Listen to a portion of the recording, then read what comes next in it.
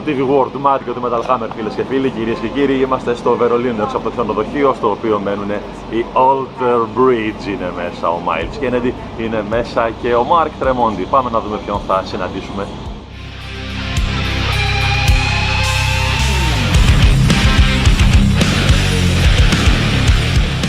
Well, Walk the Sky is album number 6 for Alter Bridge, and I'm wondering, how did you approach songwriting this time? You have set the bar very high with all your previous releases.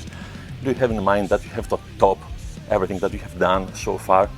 How did you approach on songwriting this time? Yeah, well, it was like, I think we go into it with each record with a clean slate. I try not to think about what we've done in the past as far as trying to top it, because I feel like that immediately sets you up for failure.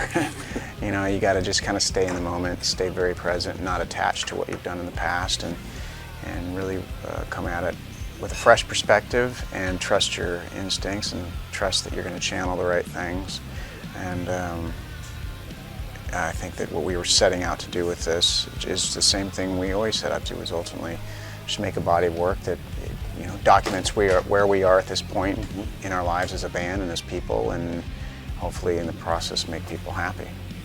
You know, the thing I really enjoy, I really like in Alter Bridge, it is that, of course, you are a very big and successful rock and roll band, but you're not a typical rock and roll band. You don't follow the typical rock and roll patterns. There is a spirituality in Alter Bridge. You raise questions about life, death, religion. You deal with existential things. And is it something you're doing deliberately? Is it a part of your idea as a band, dealing with things like that? Yeah, I think that it certainly, I think it's just the way we're hardwired as people. I think that was part of what was the allure of being a part of this band for me initially, was I knew that we would, I knew the music was congruent with things that I felt psychologically, the stories that I wanted to tell as a lyricist, that Mark wanted to tell as a lyricist.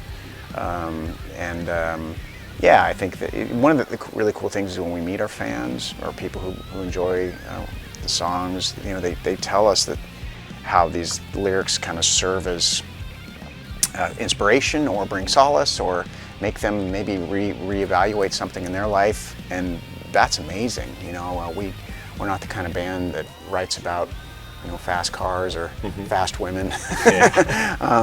But we it's just kind of in our DNA. I don't think it's anything we try to overthink. We don't go into it and be like, oh, we've got to write a record. It's just kind of what comes naturally.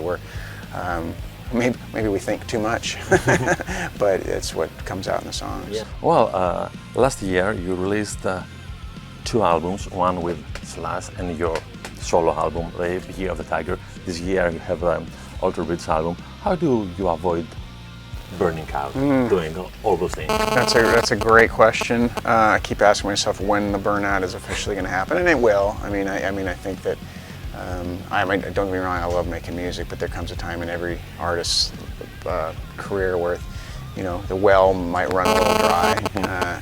For right now, for some strange reason, it's a very fertile time. I feel like I have a lot to say and express, but there'll be a day when I'll slow down, and the beauty, hopefully by that point, is there will be enough of a body of work to where I feel like, you know, I've said a lot of what I needed to say, but for the time being, I'm going to keep rolling with it and keep creating.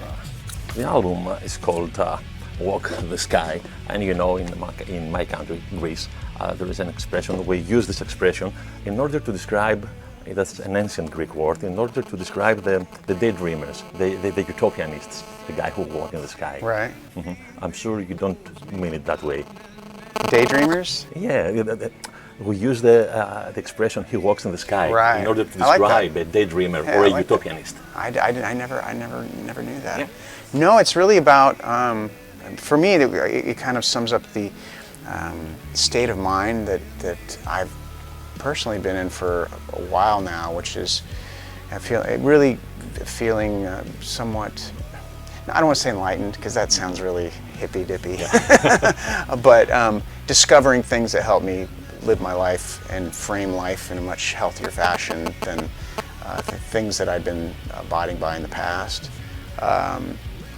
So there's this elation, there's this freedom, liberation, and I see, you know, Walking the Sky seem to kind of sum that up nicely. Okay, okay. Well, I would like to discuss a couple of songs in the album. The track I really liked and loved listening to the first time was Indoctrinated.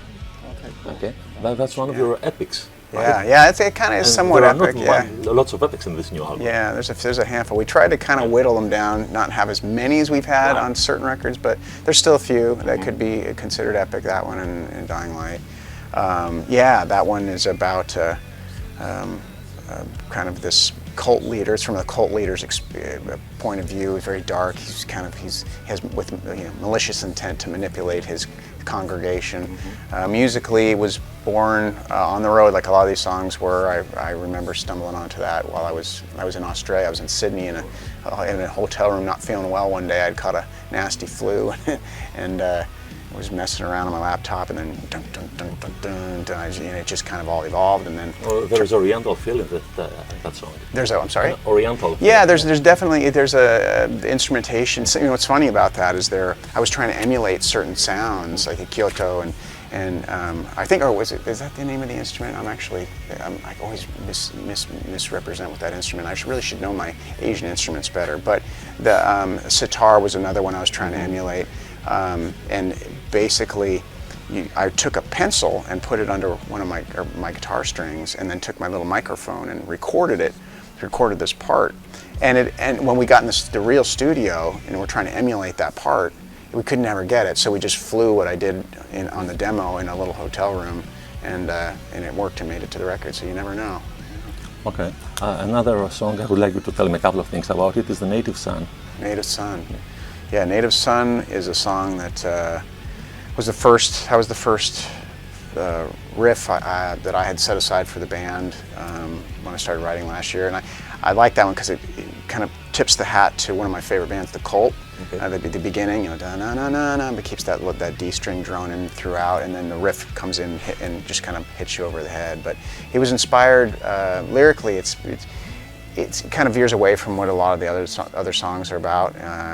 It's definitely a song more about alienation and kind of losing your traditions and how you fit in the world after, you know, experiencing that. And yeah.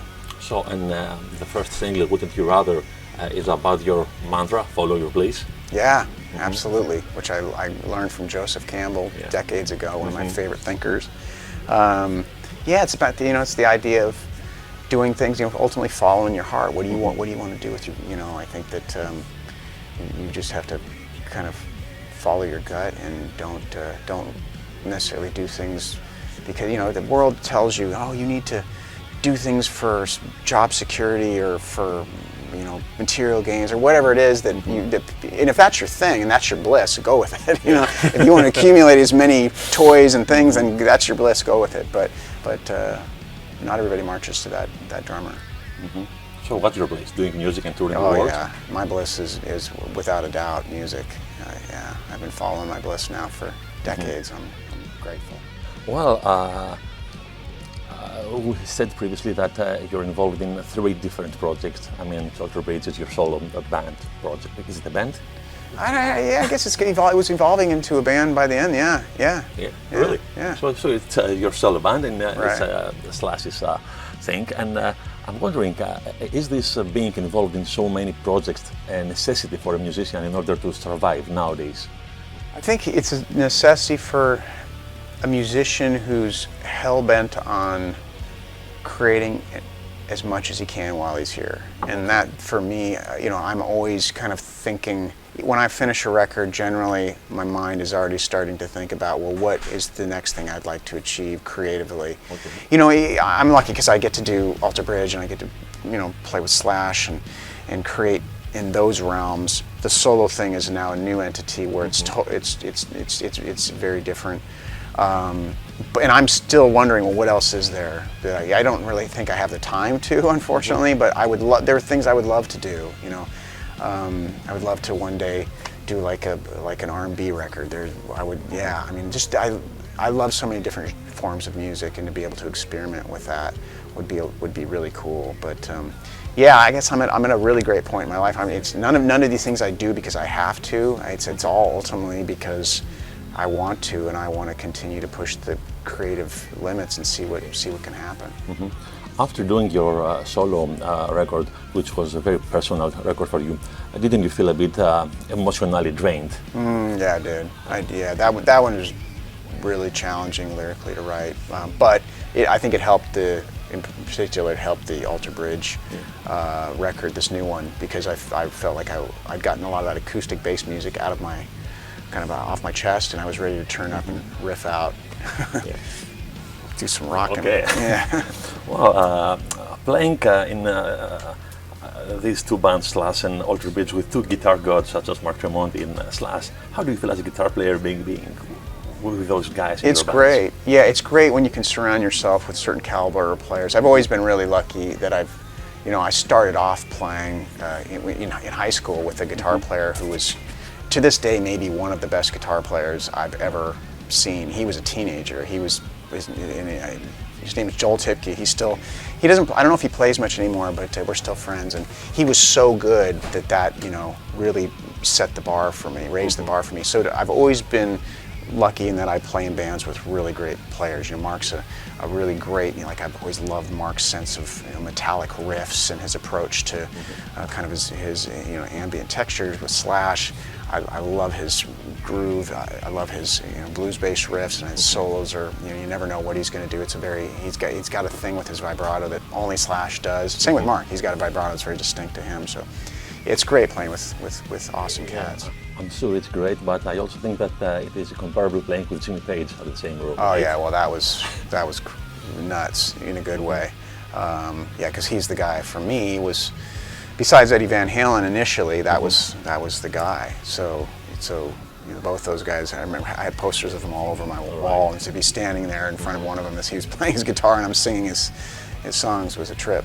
So what did you learn as a person and as a musician being in the rehearsal room with Jimmy Page? What I learned during that period was that he's. I think what I already knew. It just reaffirmed. The guy's a genius. Yeah. I think that was the thing about Zeppelin for me. They all were. Even sitting with Jimmy Page and John Paul Jones. It was like watching the way John would do things. I felt like he's just as important in the mix. Especially hearing that in the same room, being privy to what their interaction. That was amazing. And Jason Bonham, he was brilliant in that context. So yeah, it was a great experience. Would you say that this kind of musicians, such as Jimmy Page or Slash or Mark Tremonti, these guitar legends, is something like a dying breed? I don't see any new musicians, a new generation of rock and roll personas and musicians coming out so they can carry the torch to the years to come. That's interesting. I feel like they're out there, and I'm starting to discover a lot of these younger players on Instagram, but people just haven't discovered them. I mean, there's some. I'm a big blues fan, and there are all these up and coming blues players who are just they're ferocious, man. I mean, they're so good. So hopefully, I feel like there's a new movement with the younger kids right now. Blues rock. You have the Greta Van Fleet. There's a great band called Dirty Honey, which are from the United States, and killer players. Like with Dirty Honey, they've toured with Slash and the guys, and we're getting ready to take them out with Alter Bridge, and like awesome guitar playing, amazing guitar playing. Great vocals, great drummer, great bass player. I mean, it's cool to see this certain level of musicianship starting to kind of come back in with the younger generation. That was a pleasure. Definitely. Thank you very much. Thank you for your time. Thank you.